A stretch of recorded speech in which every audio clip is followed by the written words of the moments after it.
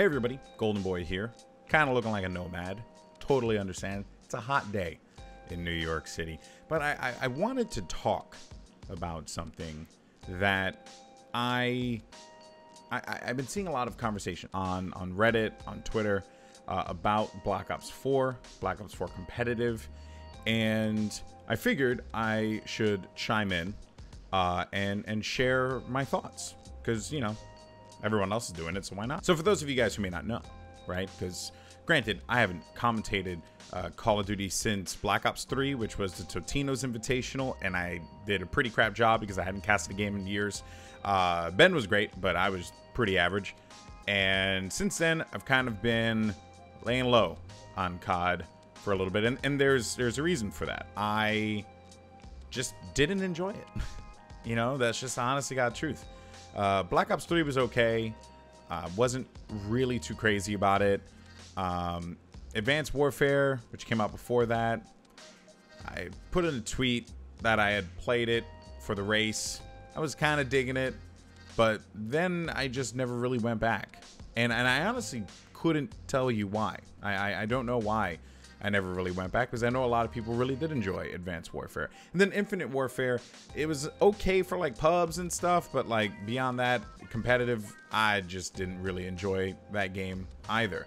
And then World War II, you know, me being a big Call of Duty 2 fan, you think that I'd be all over World War II. In fact, I even wanted to commentate World War II, but the game was rather bland. And when I look at the events, and MLG does such a stupendous job with the events, but unfortunately, when I see a series layout and it's like pretty much the same map played 5 times, I've kind of checked out at that point and have basically moved on. Before that, right, because we have a lot of younger fans that have kind of come into competitive Call of Duty after Black Ops 2, I do want to explain the challenges that we faced back in the day, right? Before we had MLG running such fantastic events, before we had such huge organizations in the scene, it was quite the struggle back in the day. You know, we were playing with tournaments that were basically full buy-in, so you would buy into the tournament and it'd be 100% payout. So the money that you spent on your ticket would be immediately paid out, because that was the only way that tournament organizers such as UMG or NJ Halo were able to attract any kind of player base, because the prize pool simply just were not high enough, because the money wasn't there and the audience wasn't there and the players weren't there if the money wasn't there. So, you know, it's kind of like a vicious circle. So we were playing Call of Duty 4 and, you know, we kind of gutted the game entirely, right? We saw what Halo did, what Gears of War did, and so on and so forth, and that kind of led Call of Duty to become an amalgamation of all of those scenes. And granted, you had your PC Call of Duty Pro mod that was essentially Counter-Strike played in Call of Duty with like roles and stuff like that, and it was awesome. I loved COD 4 PC Pro mod. We tried to do it in console, it didn't really work out.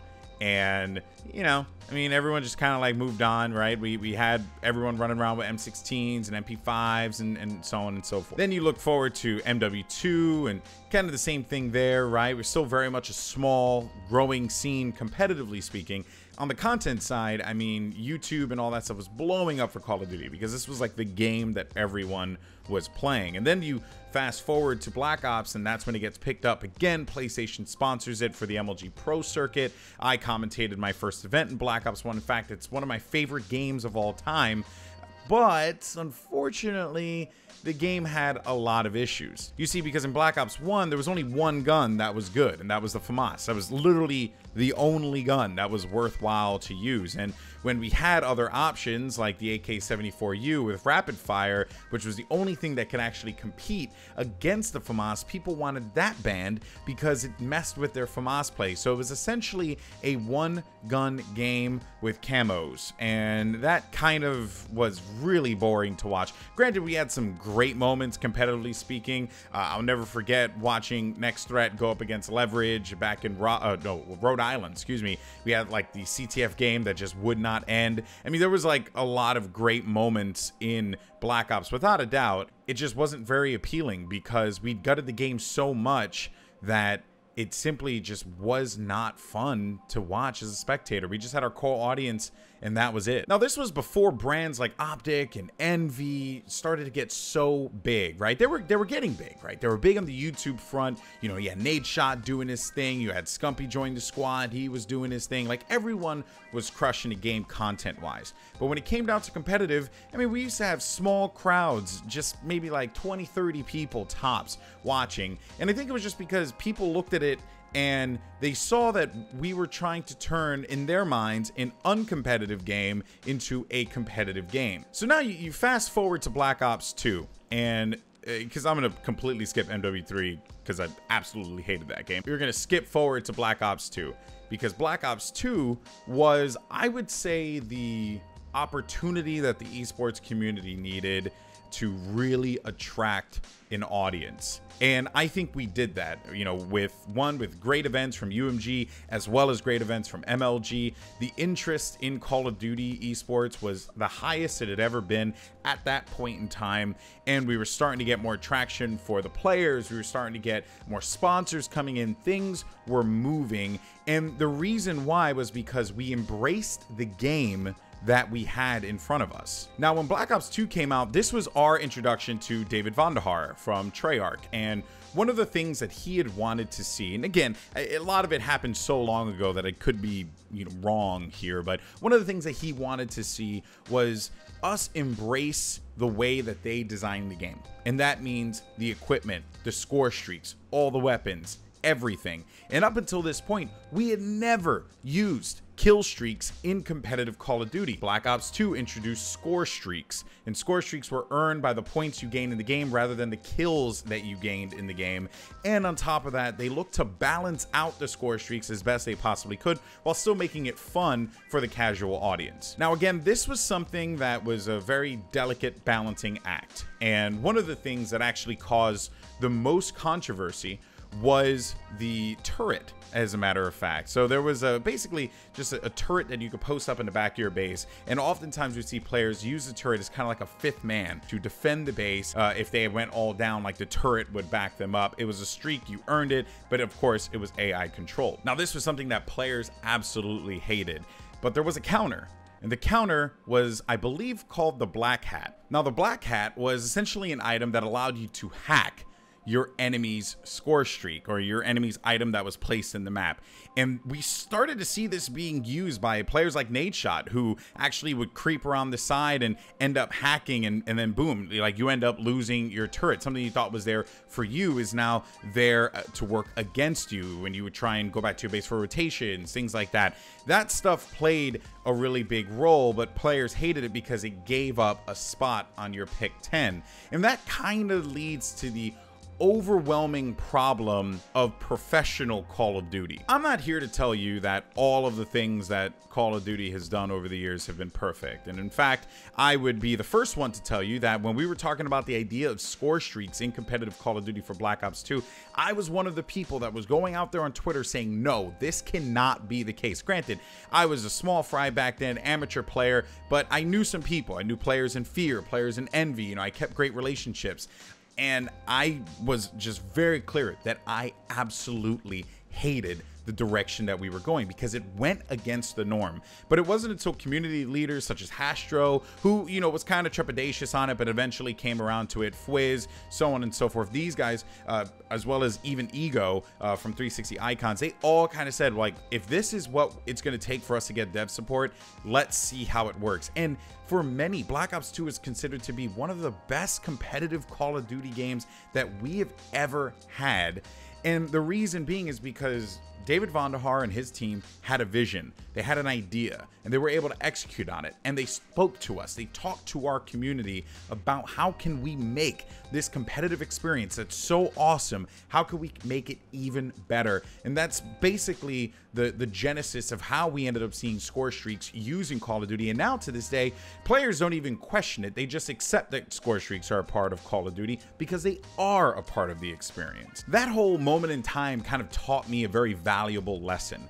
And that lesson was, that when it comes to a certain game, we have to stop trying to be like something else and embrace what we are. And for a lot of my Halo friends out there, I think you're gonna really agree with this, because when you see games like Halo 5 or even Halo 4 for that matter, which is where it really start to embrace a lot of these things that are very un-Halo-like, then you're saying, well, why did we stray from the system that worked so well in the past? Why did we stray from the core of what makes Halo fantastic? And at the end of the day, those additions, the score streaks and whatnot, if you're a Call of Duty 2 fan like myself, sorry, I don't mean to offend you here, but they are the core of Call of Duty. Like, they are part of the experience.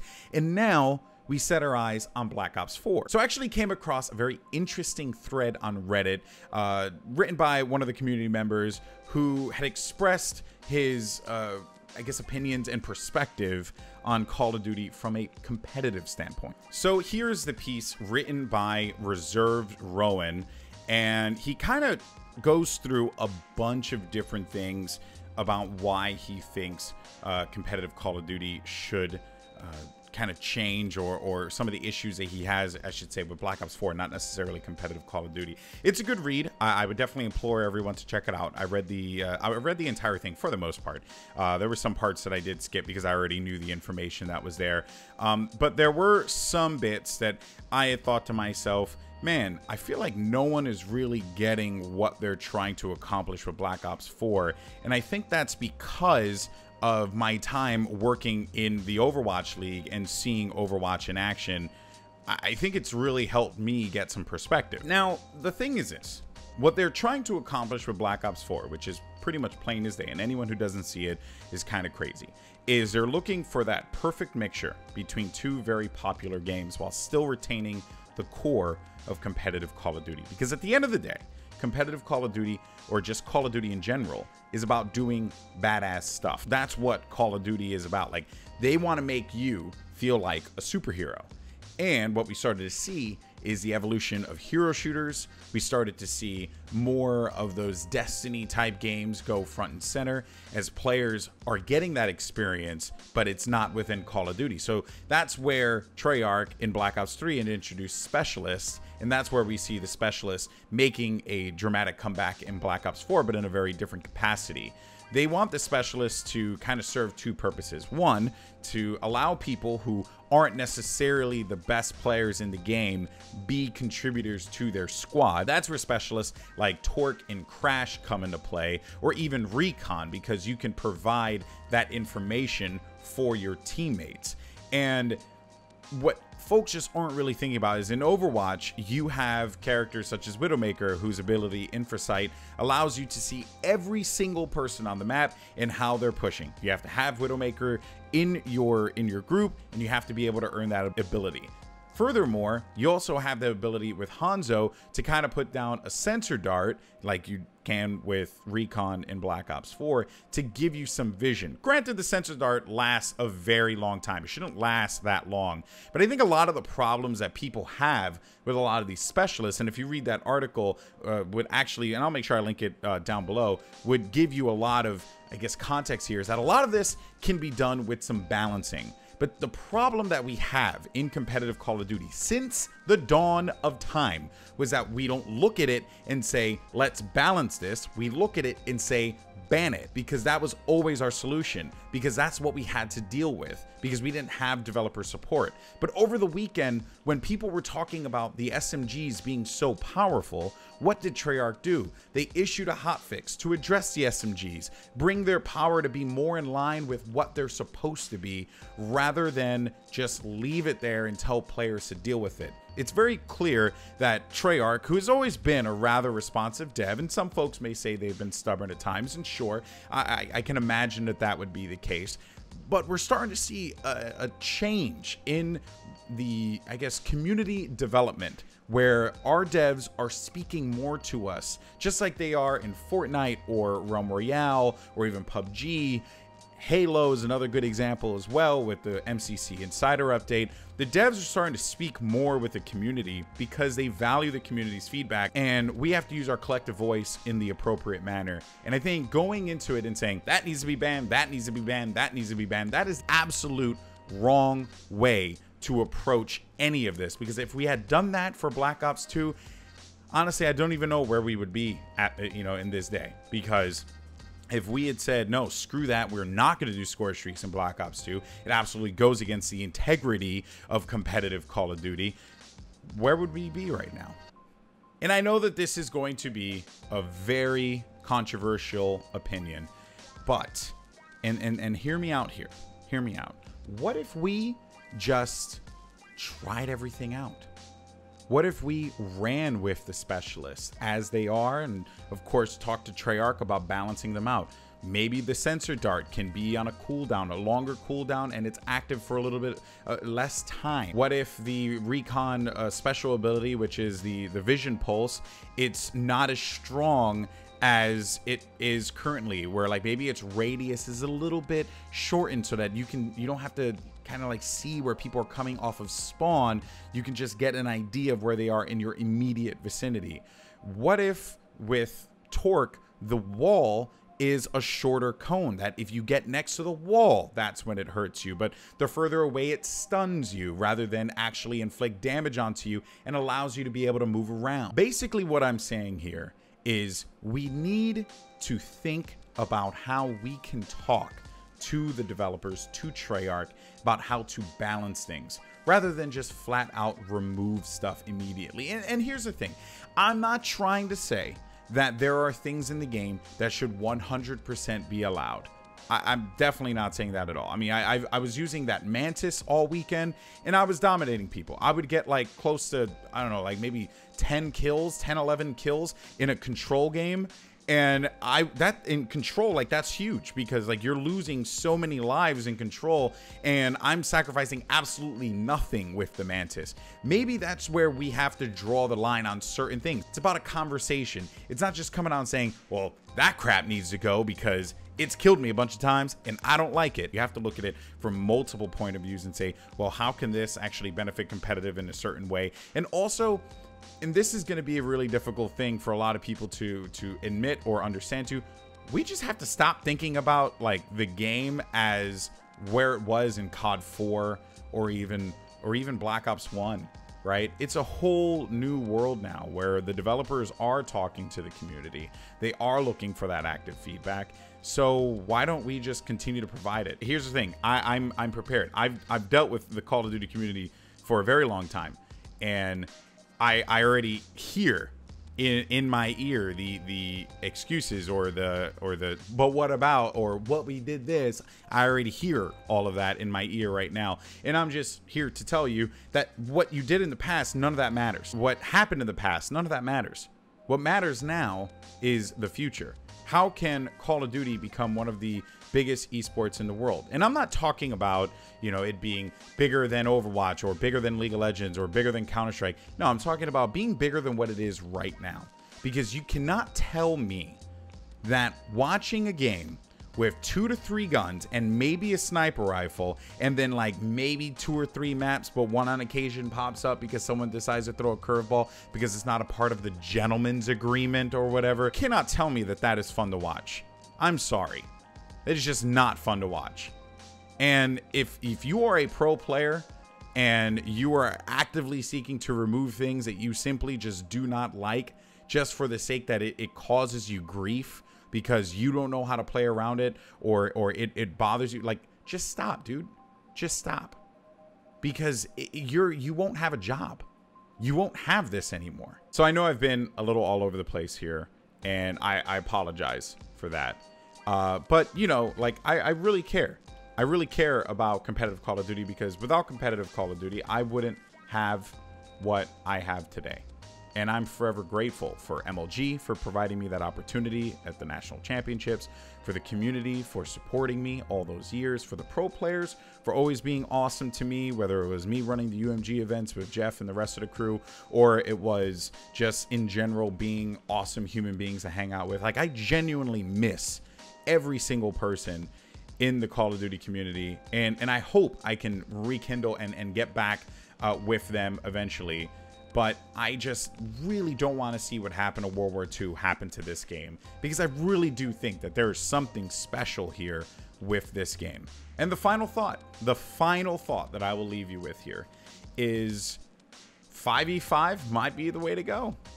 I know that that is also going to be another controversial opinion, but when you play the maps 4v4, and I've played a couple Control games 4v4, which, by the way, it's like my favorite game mode in all of Black Ops 4. When I played Control 4v4, the times when people quit out, you can see the difference. The maps are big, but they support that 5v5 gameplay. With 5v5, it doesn't feel nearly as big. But with 4v4, it feels like kind of like a barren wasteland at times. I know that there's a lot to be able to debate here, and I'm sure that there will be more conversations to come in the future, and I'm willing to have those conversations. Again, I understand a lot of this is going to be either controversial, people may not agree with it, people are going to insult the crap out of me, whatever. I fully accept and implore everyone to express their opinion.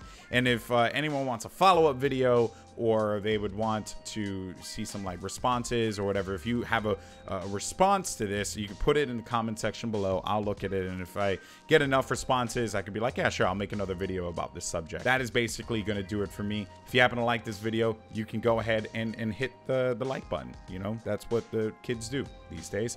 You can also subscribe if you like. I'm going to be posting more Call of Duty videos, as well as whatever other things I feel like doing, like Halo and Overwatch and Fortnite. That's going to do it for me. I'm Golden Boy. See you later. Peace.